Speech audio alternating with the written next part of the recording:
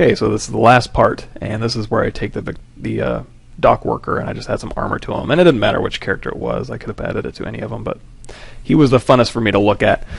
So, and the reason I did this was because up to this point, we'd done a bunch of organic style sculpting, so a lot of creature, character, clothing type stuff. And this is just to demonstrate that the exact same techniques are used to kind of block out hard surface sculpting. And I don't really differentiate between the two. Again, because when I'm concepting, I use the exact same tools. Now, I might use them more of an insert mesh brush library, or for mech stuff, or maybe a little more trim and H-polish for armor stuff. But at the end of the day, if I'm just getting something quick, getting my ideas out, it's a bunch of clay brush, standard brush to, move brush.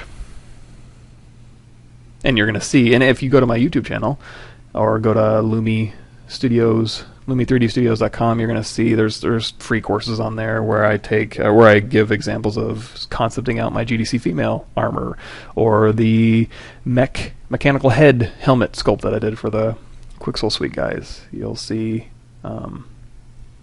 exactly how I did that, and it's the same stuff that I did that I would use for a creature sculpt, for an organic type sculpt. I use some of the brushes a little bit more, some of the brushes a little bit less. Maybe I'll use the Move Acu to pull out to a corner, or I'll use it trim or polish a little bit more. But at the end of the day, standard brush, clay brush, move brush, get my ideas out quickly, make sure it's what I want, and then go in and do a bunch of hard surface modeling, whatever that is. And when we get into more project-based stuff, we'll certainly do the harder stuff, because the harder stuff is fun, and it's fun to do in ZBrush, it's fun to do in other programs, it's fun to use both, honestly. That's not I'm not exclusive to any one thing. It's just I like learning new things. I'm going to learn new things, learn new programs. I'm going to use your strengths and weaknesses, or sometimes it's their strengths and their strengths. Like, just because I use one program doesn't mean you couldn't do it in another program. It just means I'm using this program to do it.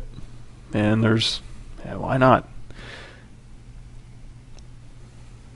Could I do everything in one program? Probably. Would it be as efficient? Maybe, maybe not. Would it be fun? I don't know. ZBrush is a pretty fun program, and it's set up for artists, so it is fun to work in ZBrush, and that's why I use it a lot. But at the end of the day, it's, I like using lots of things.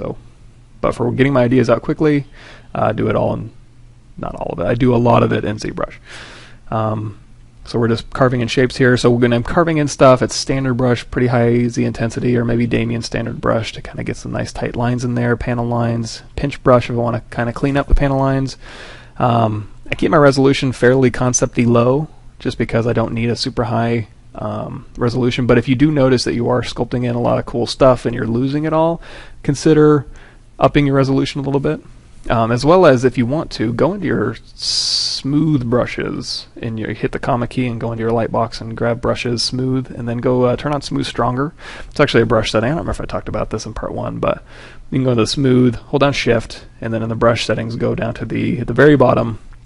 There's smooth brush options, and you can change that number to like smooth stronger, which is basically, I have a lot of polygons, but I do want to actually smooth the stuff out.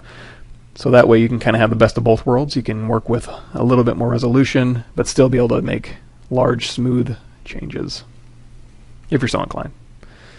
But generally speaking, I'll start low, and then once I get my forms figured out, then I'll up the resolution a little bit.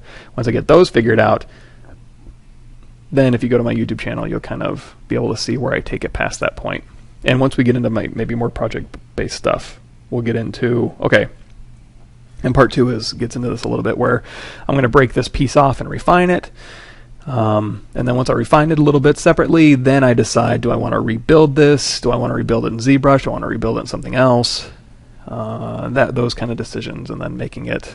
And how do I want to rebuild it? Do I want to rebuild it as a sub-D mesh? Do I want to just Dynamesh it at high resolution and cut in a bunch of detail? A little bit of both.